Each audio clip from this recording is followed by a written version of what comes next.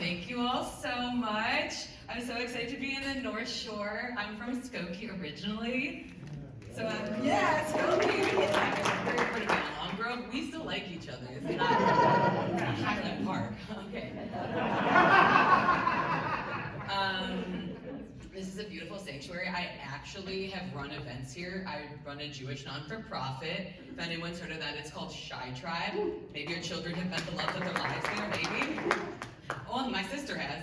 Not me. Listen, I'm 32, very single. This is what it looks like to have a great Jewish resume and it not work out. Okay.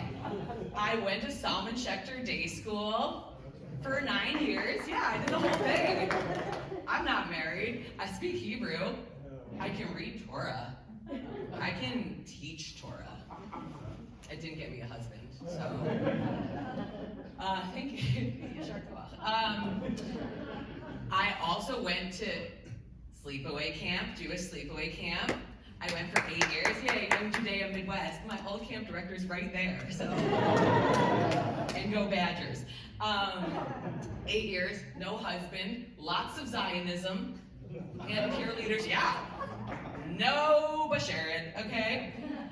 And I've had 3 boyfriends from J-Swipe. That used to be a Jewish dating app. I think it's dead now, but. Oh, it's not, by the way. Oh, it's not, and he's married. All right. Thank you, sir.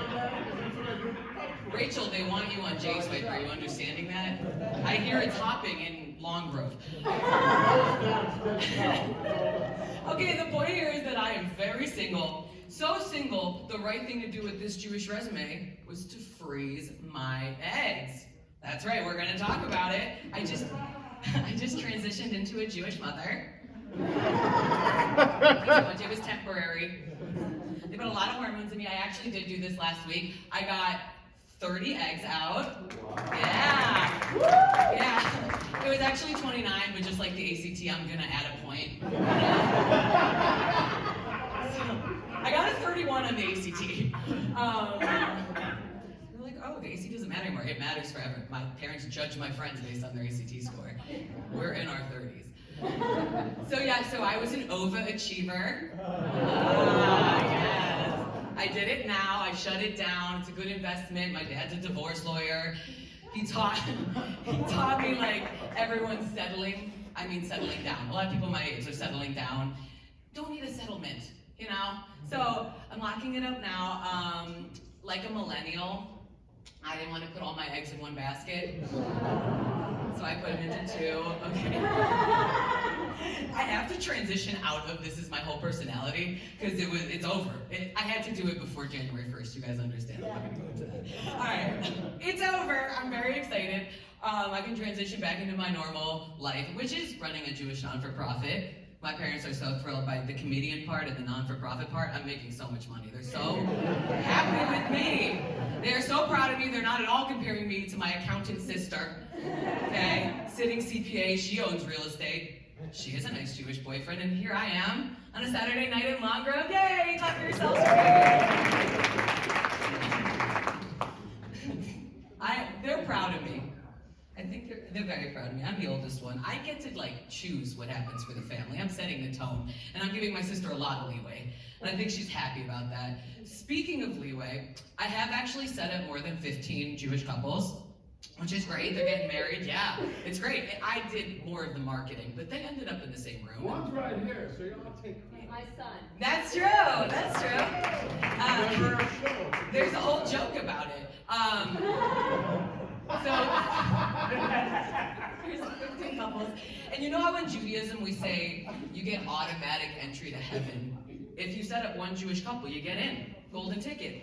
So my question is how much leeway do I have on this earth? 15, what can I do? What can I do on this plane so that it denies me access? Can I covet anyone's wife? One time? I'm obviously not murder. Oh, I'm right in front of a biba. Obviously, I know before who I stand, Schechter. Look at that. What's up? Dropping Jewish knowledge. Do I give off camp counselor energy? Yeah. I'm ready to start a color war. Maccabia at any point. But that's the only kind of war. That's the only one. or I can like command any room as long as everyone is under the age of 15. You know? All right, let's end by talking about, let's talk about my aunt for a second. She lives in the East Coast, but she talks like this, even though she's from here. She moved to New York and was like, this is my whole voice now, and it's like, Sherry, you're from Skokie. She went to the doctor because everything's wrong, right? She's 70. And she's like, oh, it hurts, what's wrong? And he's like, he was a Sephardic doctor, and he said to her, Sherry, you just have Ashkenazi syndrome.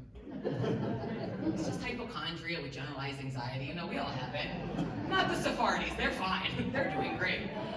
My aunt's very funny. She thinks she's gonna die. She's not, she's in great health. She's off. I hope I'm like her at 70. She doesn't want to live past 90. She's made that very clear. Okay, you get it. She says nothing good happens after 90. Okay, she wants to be done. But she says that she's only had near-death experiences. She never gets sick. She never gets a cold. She's in the hospital with a hip replacement. It's never one thing. So she says she's waiting for the big one.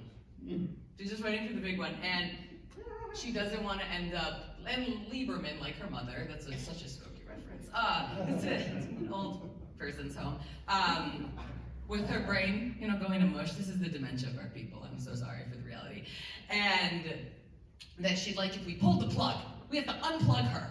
And I was like, your oldest son will never. He loves you so much. And she's like, that's why I made the youngest one the advance directive. He'll do it. He doesn't care. I'll end with telling you guys about my anti-Semitic gynecologist. How do I know she is anti-Semitic? It came up immediately. That's just what it's like. So I was at the gynecologist. It really hurt. That's being a woman. Am I right, ladies? Yeah. Yes. We can clap for being a woman. I'll take it. Thank you. You paved the way. I'm somewhat on the beam. I'm almost there. Not all the way. Like, very close.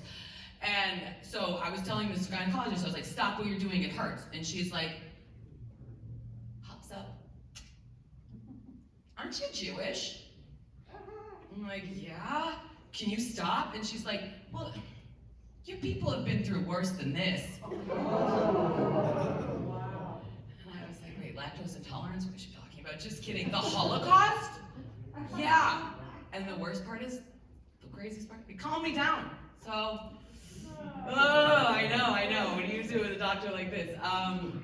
Anyway, I do actually run a Jewish non-for-profit. If any of you have questions about it later, you want to talk about Shy Tribe, because coming up someone talking about comedy is a weird thing, you can come and talk to me about Shy Tribe, and I can hook up all your kids with Jewish life in Chicago. So thank you so much for having me. I'm Rebecca Joey Schwab.